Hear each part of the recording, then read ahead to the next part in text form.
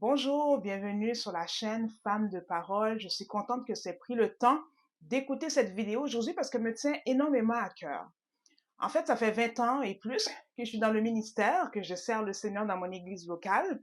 Mais j'aimerais prendre le temps vraiment pour t'encourager si toi, tu as entendu un appel à cet effet dans ton église qui demande des personnes, des bénévoles pour aider dans l'œuvre.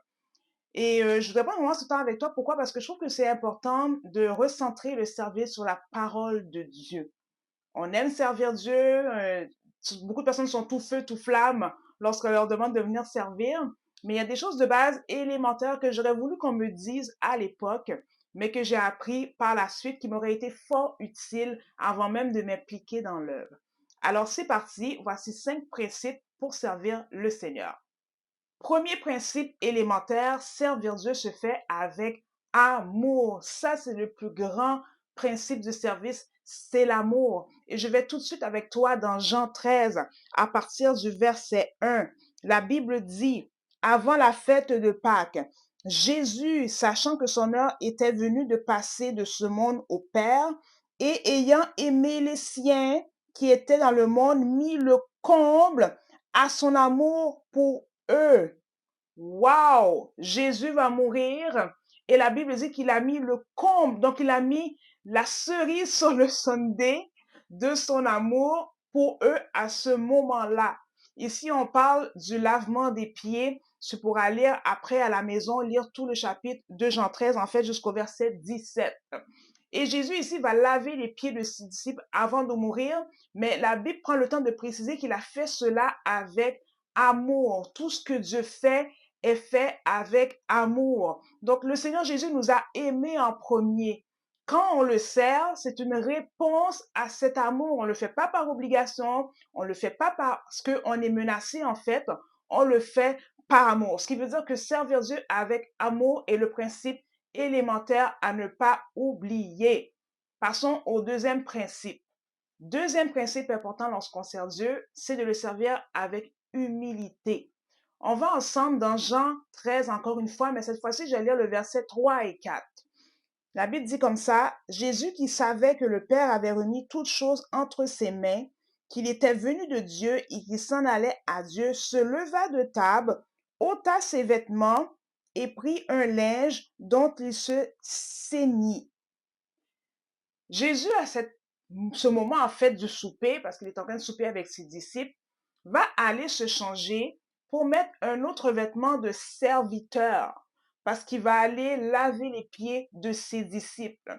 C'est important ici de voir cette partie-là comme Jésus qui se dépouille. Jésus qui prend son vêtement et qui dit maintenant je me mets en position de serviteur. Donc celui qui veut servir Dieu doit être humble, être dans l'humilité. Et il y a beaucoup de choses que nous devons nous dépouiller avant de servir le Seigneur. Pourquoi? Parce que celui qui sert doit être humble, ne doit pas être dans l'orgueil vis-à-vis celui qu'il va servir.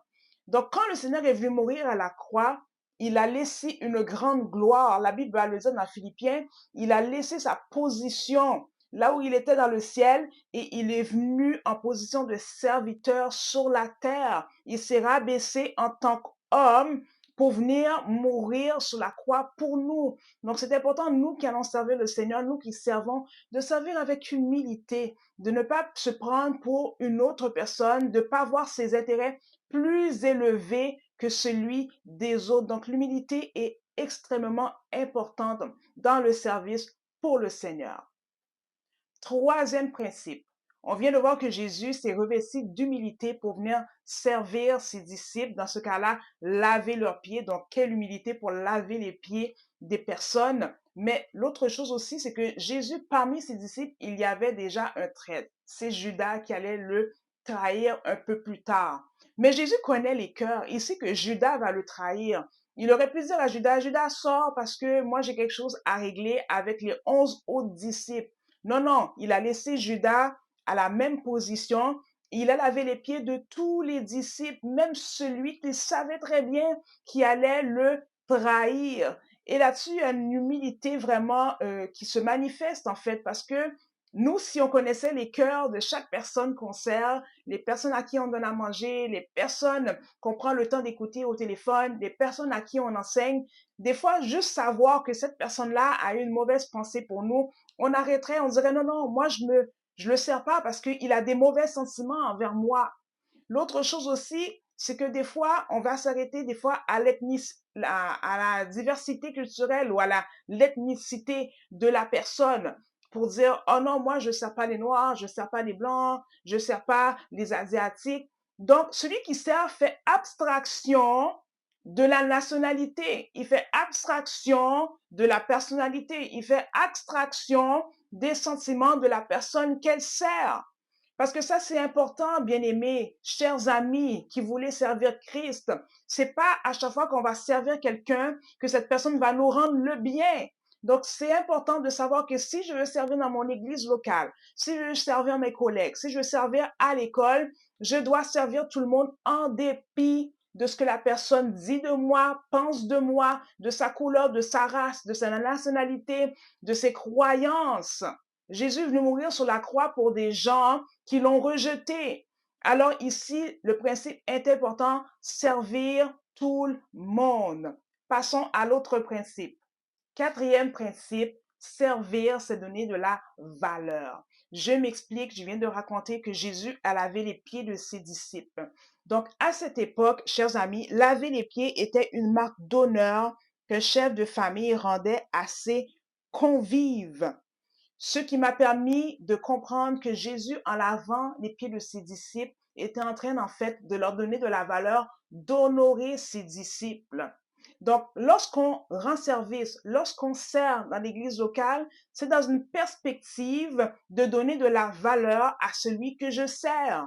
Donc, on ne peut pas le servir avec dédain, avec des visages qui ne portent pas vraiment honneur à cette personne, en lui disant des bêtises, en disant, mais tu vois, je te sers, mais oublie pas que la prochaine fois, ça sera toi. Non, parce que le but du service est de donner de la valeur à celui que je sers. Lorsque Jésus s'est dépouillé, il est venu sur la terre pour mourir pour toi et moi. Jésus a augmenté notre valeur parce que ça valait la peine qu'il parte de la croix pour venir nous servir. Donc, de la même façon, lorsqu'on sert à l'école, lorsqu'on sert au travail, lorsqu'on donne de la même façon, lorsqu'on prend le temps de prendre quelqu'un, de l'amener dans notre voiture, on honore cette personne parce qu'on trouve qu'elle vaut la peine. Donc, servir, c'est donner de la valeur. Cinquième principe, servir Christ, servir Dieu, ça implique de donner le meilleur de nous-mêmes. La Bible va dire dans Colossiens 3, au verset 23, tout ce que vous faites, faites-le de bon cœur, comme pour le Seigneur et non comme pour des hommes, sachant que vous recevrez du Seigneur l'héritage pour récompense. Servez Christ, le Seigneur. Lorsqu'on sert Dieu, chers amis, ce n'est pas le temps de donner des choses de mauvaise qualité. Parce que Jésus aime la qualité. Dieu est un Dieu d'excellence. Alors, lorsqu'on sert le Seigneur, si tu n'es pas disposé, tu vas donner des mauvais fruits.